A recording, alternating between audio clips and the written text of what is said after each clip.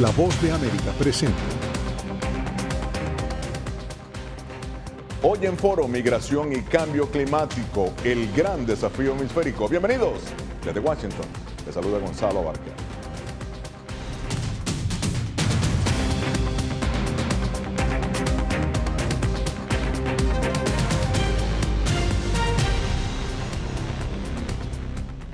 Latinoamérica y el Caribe continúan siendo regiones vulnerables y fuertemente impactadas por el cambio climático. Un informe del Banco Mundial señala que para 2050 la región podría llegar a tener 17 millones de migrantes internos a raíz del cambio climático. Solamente en América Central, para tener una idea, 11 millones de personas viven en el llamado corredor seco, ¿no? Que esto afecta, o más bien está afectado por constantes sequías y patrones de lluvia erráticos que impactan la seguridad alimentaria e impulsa la migración. Y bien, en ese corredor seco obviamente está Guatemala, que en este momento sufre los embates de una prolongada sequía que mantiene en alerta tanto a los agricultores como al gobierno. Y bien, vamos a hacer contacto ahora con Eugenia Sagastume para ampliarnos. Eugenia, ¿cómo están enfrentando los agricultores esta sequía? ¿Qué opciones consideran? Bienvenida. Gonzalo, un gusto estar con ustedes de la ciudad de Guatemala. Hace unos días viajamos al interior de la República, exactamente al departamento de Baja Verapaz, para ver más de cerca lo que están afrontando los agricultores. Según el censo más reciente, 1.4 millones de guatemaltecos se dedican a actividades agropecuarias. Eso quiere decir que aproximadamente 6 millones de guatemaltecos dependen de la producción agrícola. Y esas cifras nos revelan la importancia de los efectos que están teniendo los cambios climáticos en la agricultura, por ejemplo, la sequía, las altas temperaturas y lo que se viene, que son fuertes lluvias. El resultado de los calores cuesta que pegue, se muere mucho. Hay que echarle demasiado agua porque si no, no crece. Gustavo Jacinto tiene 30 años trabajando en el campo. Siembra tomate, maíz y chile pimiento en la región de Las Verapaces en Guatemala, en donde el impacto del cambio climático ha puesto en duda la viabilidad de su actividad agrícola. Ahorita ha habido pérdida mucho por la situación de mucha sequedad. El calor los obliga a regar más veces y eso genera un costo adicional, una situación que afrontan todos los agricultores en Guatemala. Pasamos de 2 a 3 riegos hasta hacer 5 riegos día por la cantidad de evaporación del agua que tenemos. La lluvia se ha distanciado mucho, ya no llueve como lo normal. Hace unos años cuando yo crecí, llovía, había agua en abundancia en todas partes. Pero ahora no. Se estima que 1.7 millones de agricultores cultivan maíz, una planta que es de las más afectadas por las temperaturas extremas. Poquito se le va a cosechar, por lo menos unos 20 a 25 quintales por manzana. Y cuando antes la manzana daba de 90 a 120 quintales, ahora es demasiado poquito. Y toda la gran inversión que se le hace en los riegos no compensa. Todo lo que se le invierte para lo que se va a cosechar no compensa. El gobierno anunció recientemente una política nacional de riego que incluye métodos de almacenaje de agua para tener esta agua y poder regar las siembras en épocas de sequía, principalmente en los sectores afectados como el corredor seco. Muchísimas gracias, Eugenia Sagastume, desde Ciudad de Guatemala. Y qué impresionante esas imágenes que ha mostrado Eugenia de la sequía, cómo está afectando al país centroamericano. Pero bien, ahora para analizar este tema tan complejo, con tantas aristas, me acompaña Raiza Banfield. Ella es exalcaldesa de la ciudad de Panamá, arquitecta, presidenta fundadora de la Fundación Panamá Sostenible, y la doctora Leticia Calderón Chelius, politóloga investigadora del Instituto Mora en México. Bienvenidas ambas. Raiza, ¿qué características tiene el flujo migratorio que se registra ahora en ese corredor seco de Centroamérica? Fíjate que según el BID, los agricultores y los pueblos originarios son los más afectados y los más propensos a emigrar. ¿Por qué?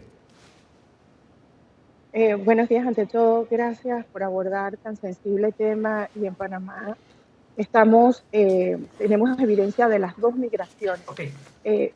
Nuestra parte sur y una de las partes más productivas del país está precisamente en el arco seco del país, y esta migración por el tema de la escasez de agua, la contaminación que ya se le ha dado a los ríos justamente por una actividad productiva muy intensa, ha hecho que los campesinos del área vayan migrando hacia el Darién y hacia la parte norte, el Caribe, el Colón, para buscar nuevas tierras productivas. Pero según los estudios geológicos no son las mejores tierras para producir, son tierras de bosques, de suelos arcillosos, de bosques húmedos.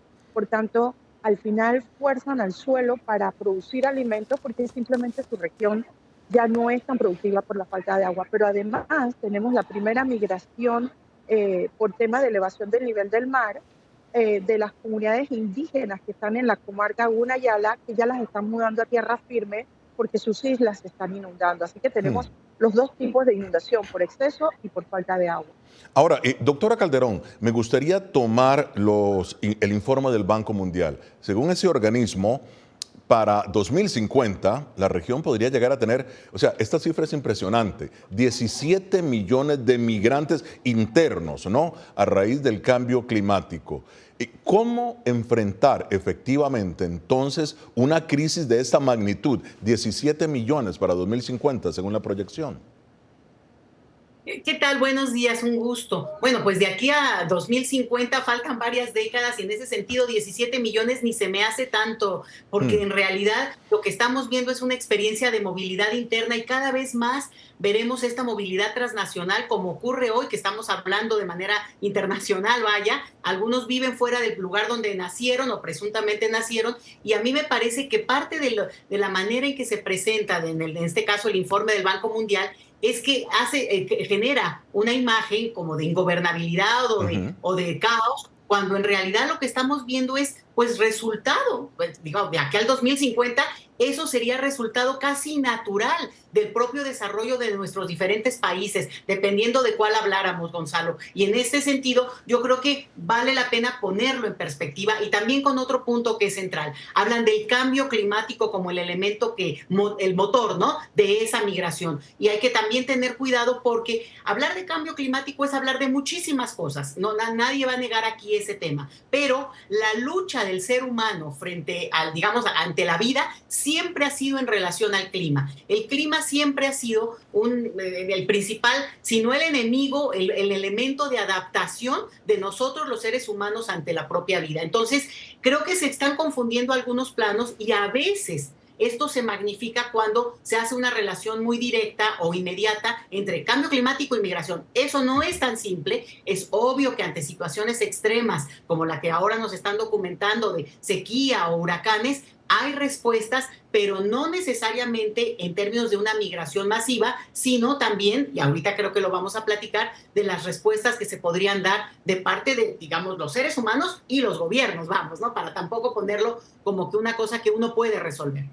Sí, porque y usted lo ha dicho claramente, es un esfuerzo conjunto en realidad entre la sociedad civil y los gobiernos. Y efectivamente, uno de los factores importantes es el cambio climático. Pero sobre esto vamos a analizar en solamente minutos, porque el proceso de la migración, los flujos, tienen varias aristas, entre ellos el cambio climático, que es muy importante. Pero más adelante estaremos analizando varios de estos puntos, porque esto es Foro de la Voz de América. Hoy, analizando el cambio climático y su efecto en la migración. Ya regresamos.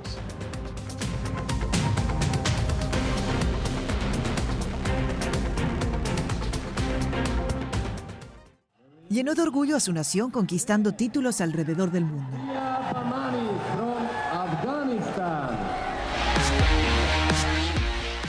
Sin embargo, como mujer que desafía las expectativas de género en Afganistán, su vida, triunfos y carrera están ahora en grave peligro. Rompiendo un tabú. Ahora, en todas las plataformas de La Voz de América.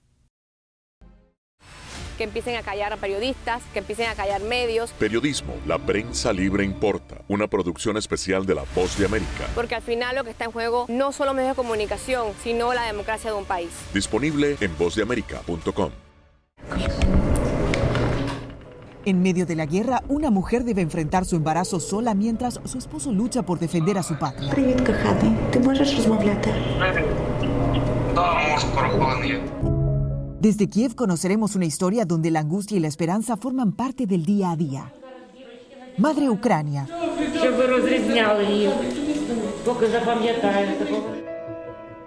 Disponible en todas las plataformas de La Voz de América.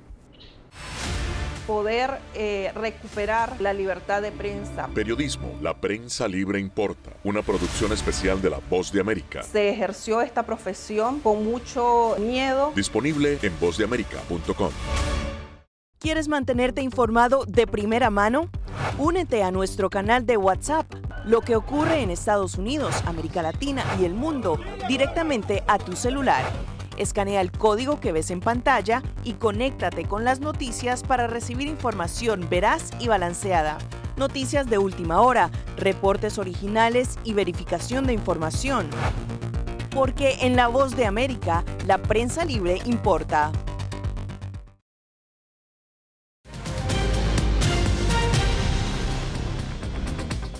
Continuamos en Foro de La Voz de América. Y bueno, estas no son cifras nada positivas. Más de 8,000 migrantes murieron durante los intentos de cruzar la frontera entre Estados Unidos y México entre 2000 y 2020, según informe de la Patrulla de Control Fronterizo de Estados Unidos. Ahora, de acuerdo con datos del Banco Interamericano de Desarrollo, el cambio climático ha hecho que la migración por la frontera se vuelva aún más peligrosa. Continúa con nosotros Raiza Banfield, ex vicealcaldesa de Ciudad de Panamá, arquitecta, presidenta fundadora de la Fundación Panamá Sostenible, y la doctora Leticia Calderón Chelius, politóloga investigadora del Instituto Mora en México. Doctora Calderón, ahora sí, vamos a ampliar un poco el tema del cambio climático y la migración. En realidad, ¿cuáles son los principales propulsores de la migración indocumentada a través de la frontera entre Estados Unidos y México? Bueno, pues como sabemos muy bien, hay una relación directa en términos también de empleo. Estados Unidos hoy requiere 10 millones de personas que trabajen en su economía. Ustedes saben muy bien que con la pandemia hubo una fuga masiva de personas que estaban en el ámbito laboral y se retiraron, y eso hace un dinamismo que sigue haciendo que Estados Unidos sea el principal punto de atracción migratoria del planeta, y a eso le sumamos condiciones de precariedad económica, digamos, de violencia que puede haber en los países de América Latina. Sobre todo en el caso de México me voy a enfocar algunas zonas de alta tradición migratoria que ya tienen a la migración como un elemento integrado en sus propias economías locales, y esto permite que ese flujo se haya mantenido por tanto tiempo, y que en algunas ocasiones ahora no lo estamos viendo como un aumento. No es que ha bajado ni ha terminado, mucho menos, ni no va a terminar nunca la migración de entre México y Estados Unidos. Lo que sí estamos viendo es una estabilización de ese flujo por estas razones que tienen que ver con el cambio demográfico también en México, no solamente en Estados Unidos, y también un tipo de desarrollo diferenciado por las regiones, donde hay algunas regiones en México, por ejemplo en Guerrero o en Chiapas, o incluso yo podría señalar algunas partes donde la violencia es un punto que produce un tipo de migración internacional, y en ese sentido, bueno, pues empieza a enfocar mucho el tipo de migración mexicana que hoy tenemos. Entonces, sí tenemos que ser muy enfáticos en que la migración mexicana continúa, es importante, es numerosa, pero tiene un factor de atracción muy fuerte, que es el mercado laboral estadounidense, y el otro, con un diferencial económico entre México, pues muy importante, de una diferencia salarial que no compensa. Digo, es obvio que ir a Estados Unidos sigue siendo negocio para quien finalmente se inserta en el mercado laboral. Y el otro elemento es este que yo mencionaba, que tiene que ver con que hay ya una dinámica de migración que no va a parar nunca, y es benéfica en términos de nuestras economías también. No la migración que no permite la documentación, que al final de cuentas ese es un problema de los gobiernos, no de las personas que desean tener esta movilidad. Ahora, Raiza, este año la Comisión Interamericana de Derechos Humanos analizó aquí en Washington la migración por efecto del cambio climático, la primera vez que lo hace, por cierto. Y aquí hay algo interesante, porque comunidades enteras han migrado debido a los huracanes, al aumento del nivel del mar, a la erosión costera, a cambios en la biodiversidad marina que mencionaste, por cierto, dijiste que está sucediendo al menos en Panamá. Ahora, ¿cuál es el impacto social y económico de un país afectado por estos efectos climáticos y la migración? Es muy interesante y sobre todo colegando con las palabras de la doctora, que la gente siempre ha migrado por razones relacionadas al clima, y yo diría más que al clima, al ambiente, a los recursos naturales, porque cuando se acaba el agua la gente migra, cuando llegan plagas la gente migra, entonces son las condiciones ambientales que van cambiando y van gestionando dinámicas sociales. Pero en un país pequeño como el nuestro, donde los panameños no solemos migrar, salir de nuestro país por otras razones, porque se vive bastante bien dentro de todas las circunstancias, son muy evidentes estos movimientos internos del campesino que deja la tierra y se va a conquistar la selva, del costeño que deja la costa y se va a buscar trabajo en la capital por la construcción, porque ya las carreteras de penetración fueron inundadas. O sea, es tan evidente en nuestro territorio esos movimientos sociales que a la larga también afectan la economía, porque ese que vivía de la pesca ya no puede pescar, o el que vivía de la agricultura no lo puede hacer, porque el cambio en el ecosistema creó más plagas. Ese es el otro tema. ¿Cuánto es el cambio climático por sí? O nuestras malas prácticas que han incidido en afectar los ecosistemas que sostienen la vida humana. Ese es otro análisis que hay que hacer, que sigue contribuyendo además al cambio en el clima. Entonces, eso en Panamá, que podemos decir que la primera migración climática por elevación del nivel del mar se está dando aquí en Panamá, de personas que vivían en islas y ahora las tienen inundadas y se tienen que trasladar. ¿Qué resulta? Que el gobierno les ha hecho unas barriadas tradicionales, como donde podríamos vivir usted y yo, que no obedecen a su cultura, a sus tradiciones, a su forma de moverse en comunidad, a su colectividad. Entonces, no solo está afectando su estilo de vida, digamos, por relación a la tierra y su relación a la naturaleza, sino su cultura y sus relaciones sociales y económicas. Y esto es más grave aún. Ya, bueno, esto es Foro de la Voz de América. Síganos en nuestras redes sociales, Facebook, Instagram, YouTube y X. Somos Voz de América, una fuente de información confiable. Ya regresamos.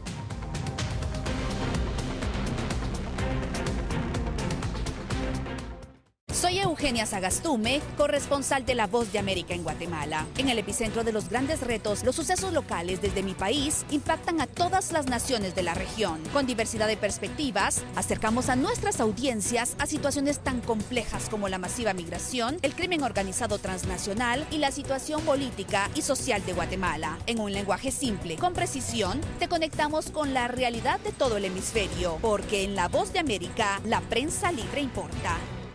Desde las ciudades más emblemáticas hasta los rincones más remotos del planeta. La Voz de América te trae las noticias más recientes. Con una garantía de credibilidad y balance. Como la mayor radiodifusora de noticias de Estados Unidos a la comunidad internacional, te ofrecemos una perspectiva única sobre la realidad de este país, Latinoamérica y el resto del mundo. Ya sea a través de radio, televisión, web o redes sociales, estamos a tu lado en cada plataforma. Siento miedo de ejercer periodismo. Periodismo. La prensa libre importa. Una coproducción de La Voz de América y Teleamazonas. Siento miedo de decir que soy periodista. Disponible en vozdeamerica.com. Una madre rusa busca desesperadamente a su hijo desaparecido en territorio ucraniano durante la guerra. Las autoridades militares y el presidente de su país no han respondido a sus reclamos. ¿Su última esperanza? Ir a Ucrania y encontrarlo ella misma. Mam, все будет хорошо, я тебя люблю. La búsqueda de Olga. Все будет хорошо. Давай. Disponible en todas las plataformas de La Voz de América.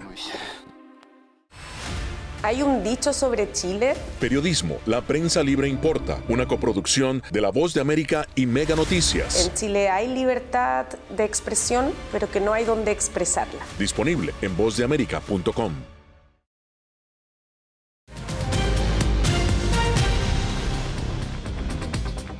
Continuamos con Foro de la Voz de América, pero antes de continuar este análisis, veamos estos datos sobre la migración de menores en el tapón de Darién en Panamá, uno de los sitios más peligrosos del mundo para la migración. Estas son cifras del Servicio Nacional de Migración de Panamá. Darién, en la ruta del peligro. En el 2018, 522 menores cruzaron el tapón de Darién. 2019, 3.956. En 2021, la cifra subió, vean esto, a 29.654. Esto fue tras la pandemia de COVID-19. En el 2022, 40.438 menores, y en el 23, la última cifra, 113.180 menores han cruzado el tapón de Darién, de acuerdo a cifras oficiales. Ahora, doctora Calderón, ¿cómo explicar que pese a ser esta ruta la más peligrosa del mundo, de acuerdo a organismos internacionales, entre ellas Naciones Unidas, el número de niños que lo cruzan cada año va en aumento vertiginoso? ¿Qué hay detrás de ese impulso migratorio? Hay un cambio del modelo migratorio que tiene que ver con que la inmensa mayoría de estos niños van acompañados de adultos, ¿no? Pueden ser sus padres o algún familiar o incluso alguien con quien nos encargaron para que se movieran. Entonces, lo que estamos viendo es un reacomodo porque la parte fundamental de la migración hay que entenderla como una necesidad de reunificación familiar. En la medida en que las personas logran reunirse en familia, bueno, ahí el ciclo empieza a tomar otra forma. Pero lo que vemos aquí en el caso del Darién es que las personas que están migrando, pues se van con sus hijos, no los dejan. Sobre todo, sabes que en el caso de los haitianos que tienen este modelo de migración familiar, ancestralmente, vamos, ¿no? Otros grupos de migrantes, como el caso mexicano, había una tendencia a que migraran los hombres, luego las mujeres, y ahora lo que sí vemos es también esta migración más de tipo familiar. Entonces, hay que también separar, puede haber casos de niños que migran solos, eso lo tenemos detectado, eso es una cuestión muy fuerte porque al final de cuentas, aunque suelen ser más jovencitos, no adolescentes, pero siguen siendo menores y el nivel de vulnerabilidad que tienen, sobre todo tú lo dijiste bien, en una de las regiones, si no es que la región más peligrosa de tránsito migratorio del planeta, que es este tapón de Darién. Y ojo, es peligrosa no solamente por las condiciones de que cruzar una selva literalmente, pues tiene su peligro. El punto aquí es todo lo que alrededor de ese lugar está. Y esta travesía, tiene que ver con la criminalidad que vemos ahí. Claro, y lo que esta travesía conlleva. Raiza, tu opinión, tú que estás precisamente en el lugar donde está el tapón de Darién. Adelante. Yo creo que la migración por el Darién tiene muchísimas causas. No sé qué porcentaje de esta será climática, yo creo que la de menos.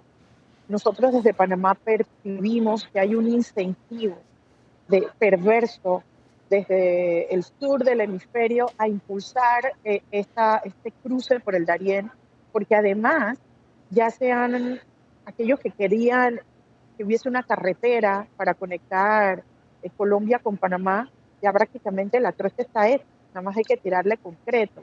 Entonces, esa interconexión que no era ecológica, sanitaria, en temas de seguridad viable, hoy día la ha hecho la masa humana que atraviesa el Darién, y es muy lamentable.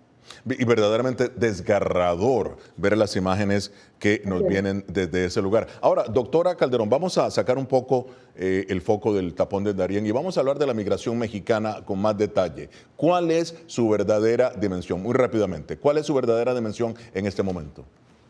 El gobierno mexicano habla de 42 millones de migrantes considerando segundas, terceras y hasta cuartas generaciones de descendientes de mexicanos. Pero propiamente hablando de personas que nacieron en México, estamos alrededor de los 10 millones de personas que viven en Estados Unidos y de los cuales más o menos la mitad no tienen documentos y están en estas condiciones de Dreamers o los padres de los Dreamers que podrían ser documentados si hubiera una, pues, digamos, decisión política en Estados Unidos. Entonces, hablamos de una comunidad muy grande, pero muy asentada ya, que se ha mantenido en términos de los números, pero que tampoco crece hace por lo menos 10 años, Gonzalo. O sea, también tenemos un número estancado de esa población y por tanto quiere decir, como yo lo comentaba anteriormente, que hemos llegado a un nivel de equilibrio en el que esa migración no va a parar nunca, porque es ya la realidad histórica de nuestros países, pero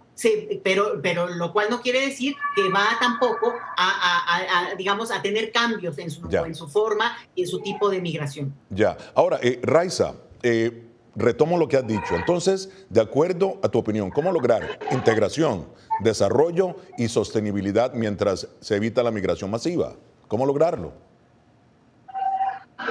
Ese es el gran desafío de nuestros tiempos, porque cuando hablamos de sostenibilidad no es solamente cómo cuidamos los árboles y el agua, es cómo incluimos a la población, y la población ya no se entiende como grupos locales que nacieron, crecieron y murieron en el mismo territorio, sino como un planeta que está en constante movimiento. Entonces, la única forma de lograrlo es considerando las variables socioeconómicas y socioambientales a las poblaciones que migran por distintas razones, pero que son parte del territorio planetario que no tiene fronteras, no tiene fronteras y que tiene capacidad para acogernos, pero que nosotros los seres humanos establecemos límites. Bueno, hacemos una pausa. Esto es Foro, Voz de América.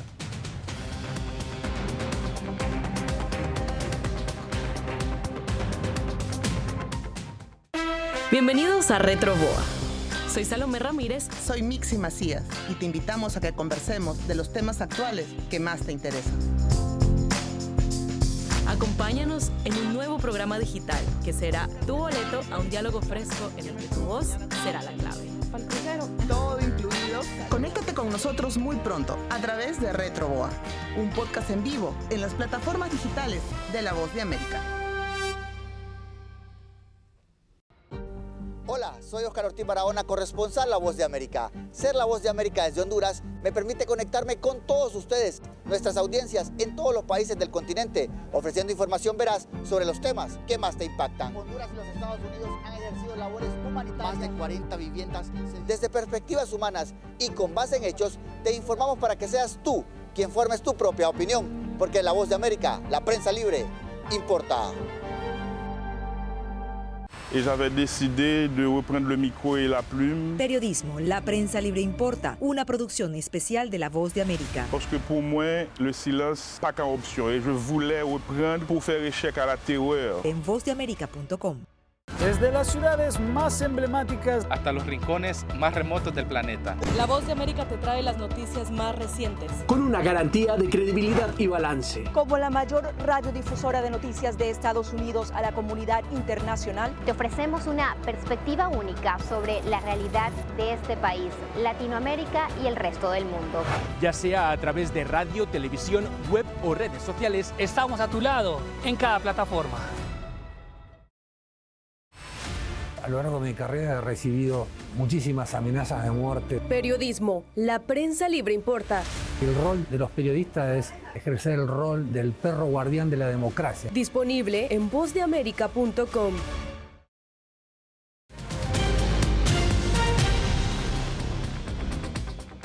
Y ya en la parte final de Foro de La Voz de América. Doctora Calderón, sus conclusiones. Adelante.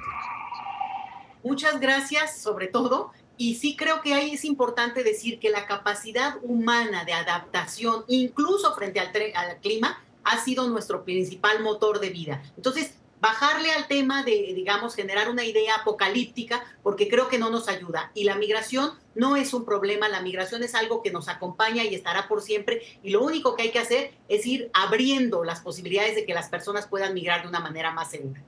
Bien, Raiza, tu análisis. Adelante.